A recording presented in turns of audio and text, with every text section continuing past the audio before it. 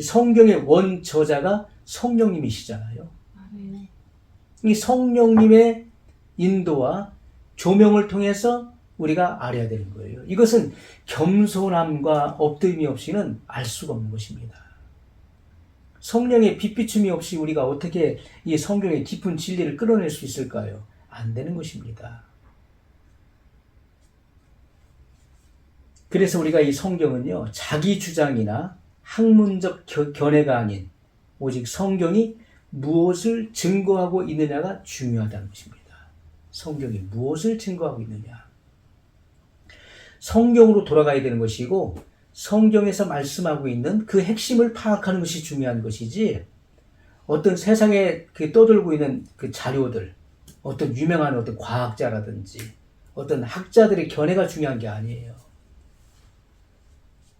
성경 말씀이 중요한 것입니다. 우리가 시대적 흐름에 따라서 신학적 이론도 바뀔 수 있는 거예요. 신학이 안 바뀝니까? 신학이라고 하는 것은 성경을 학문한 거잖아요. 그래서 유명한 그 학자들의 견해가 담겨 있는 것입니다. 학설이 그들이 주장하는 학설을 거기에 넣어놓은 거예요.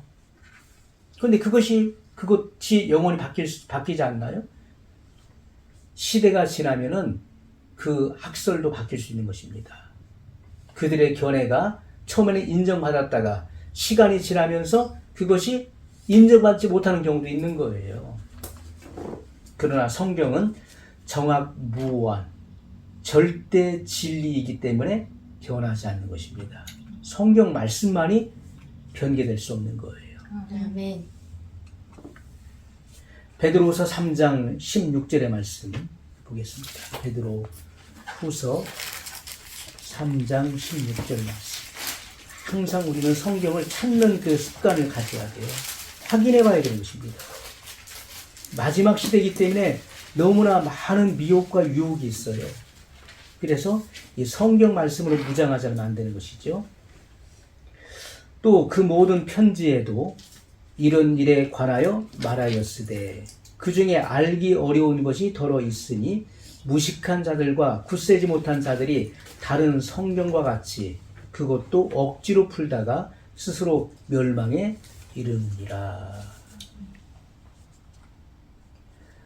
자, 이 말씀을 우리가 보세요. 이 성경 말씀은요, 우리가 다 쉽게 이해할 수 있는 부분은 아니죠. 또 그 모든 편지에도 이 서신을 말하는 것입니다. 이런 일에 관하여 말하였으되 그 중에 알기 어려운 것이 더러 있으니 이 성경 말씀도 우리가 알기 어려운 것이 더러 있다는 거예요. 들여다봐도 이해하기 어려운, 해석하기 어려운 그런 부분들이 있다는 것을 분명히 말씀하고 있어요. 그래서 이것을 우리가 성경 난해 구절이라고 말을 하잖아요. 우리가 기독교 안에서도요, 성경 난해 구절들에 대해서 의견들이 분분한 것입니다. 왜냐하면 여기 사도 베드로가 증거했던 것처럼 그 중에 알기 어려운 것이 더러 있으니 무식한 자들과 굳세지 못한 자들이 다른 성경과 같이 그것도 억지로 풀다가 스스로 멸망에 이르느니라. 성경을 억지로 풀었다가는 멸망에 처해진다는 거예요. 이게 잘못 풀면 안 되는 것입니다. 이것은 성경에 이런 흐름이 있는 거예요. 그것을 성령의 조명을 통해서 그것을 일관되게 풀어나가야 되는 것이지, 그걸 억지로 어떤 자기만의 어떤 독특한 개성을 가지고 잘못 풀었다가는 문제가 발생하는 것입니다. 베드로후서 1장 20절로 21절 말씀을 보면, 먼저 알 것은 경의 모든 예언은 사사로이 풀 것이 아니니. 이 경은 바로 성경을 말하는 것이죠. 자, 경의 모든 예언은 사사로이 풀 것이 아니니 예언은 언제든지 사람의 뜻으로 낸 것이 아니요 오직 성령의 감동하심을 입은 사람들이 하나님께 받아 말한 것이니라. 우리가 이 성경의 모든 말씀은요, 사람이 고안해낸 게 아니라는 거예요. 사람 머리에서 나온 것이 아니라는 것입니다. 이것은 성령의 감동하심을 입은 사람들이 하나님께 받아 말한 것임이니라. 아멘. 이 성령의 감동을 받아서 기록한 말씀이라는 것입니다. 그래서 예수님께서 재림의 정확한 날짜를 가르쳐 주지 않으셨고 다만 징조를 보아 알리라. 마태복음 24장 말씀을 보겠습니다. 마태복음 24장 뭐라고 증거하고 계시는지.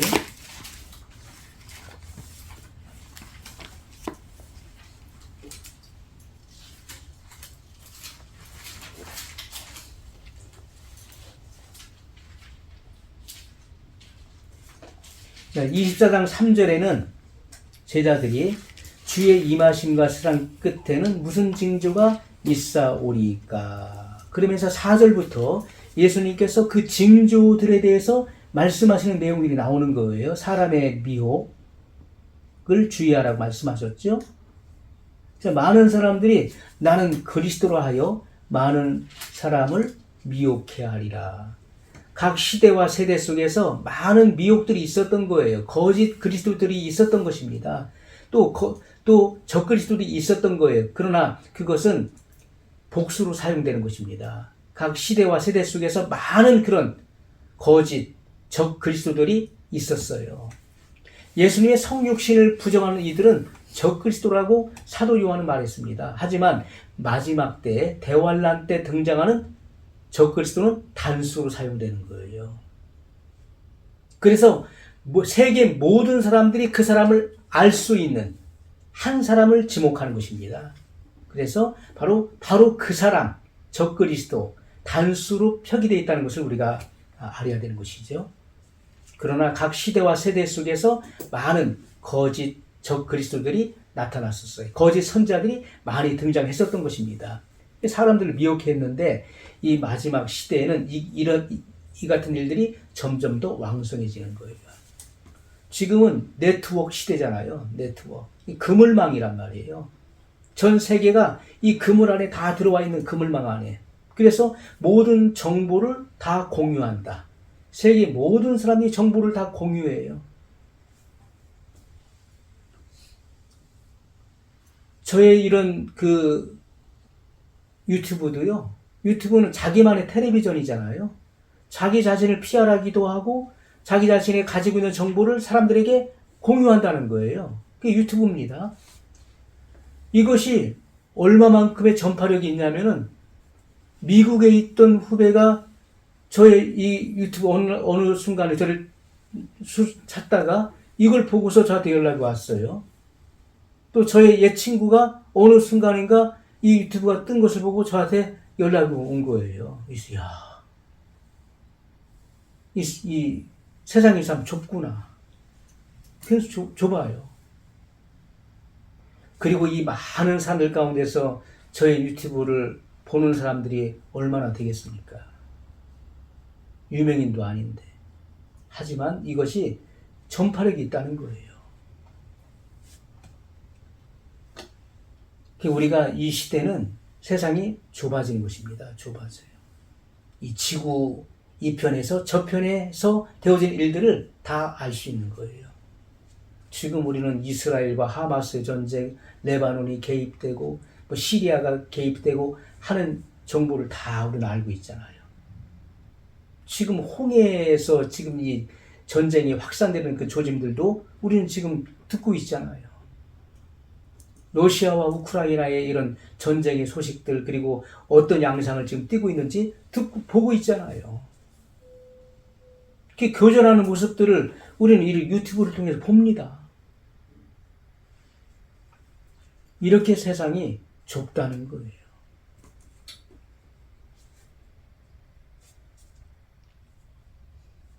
자, 예수님께서는 이 징조를 말씀하셨어요. 그러면서 민족이 민족을 나라가 나라를 대적하여 일어나겠고 첫째 기근과 지진이 있으리니 이 모든 것이 재난의 시작이니라 하면서 쭉 말씀하세요. 이것은요 징조를 통해서 알리라고 말씀하죠. 징조를 통해서 안다. 징조를 통해서 안다. 이것을 말씀하신 것이죠. 또한 주님은 그렇기 때문에 24절에 가서 42절 마태복음 24장 42절 때 보면은 그러므로 깨어있으라. 어느 날에 너희 주가 임하는지 너희가 알지 못함이니라. 깨어있으라. 우리가 주님의 재림의 날짜와 시간을 안다면 깨어있으라고 하겠습니까? 알지 못한다는 거예요. 주님의 임하시는 날짜와 시간 너희가 알지 못하기 때문에 그러므로 시대의 징조를 보고 재림의 징조를 보고 깨어있으라 이렇게 말씀하시는 거예요. 누가복음 17장 26절로 27절의 원문 성경에 보면 원문 원어 성경이죠. 원문 원어 성경에 보면 또한 노아의 때에 일어났던 것처럼 인자의 날에도 그렇게 될 것이다. 노아가 방주에 들어가던 그날까지 사람들은 먹고 마시고 장가들고 시집을 갔다. 그러다가 홍수가 밀려와 그들을 모두 멸망시켰다.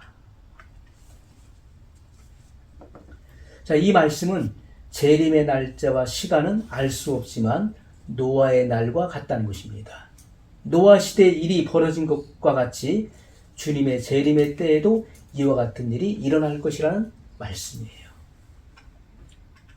노아의 때에 사람들은 먹고 마시고 사고 팔고 장가들고 시집가고 심고 거두고 집을 짓고 노아가 방주에 들어간 바로 그날까지 노아가 홍수가 일어나기 7일 전에 들어갔어요. 하나님께 들어가라 하셨고 문을 친히 닫으신 것입니다. 이렇게 노아가 방주에 들어간 바로 그날까지 사람들은 하나님과 하나님의 일에 대해서는 무관심했고 일상에 먹고 사는 생활의 문제와 육신의 사업에 집착하고 몰두하다가 하나님과 내세를 잃어버린 것입니다. 그러다가 마침내 홍수에 휩쓸려 모두 끝나고 말았다는 것이죠.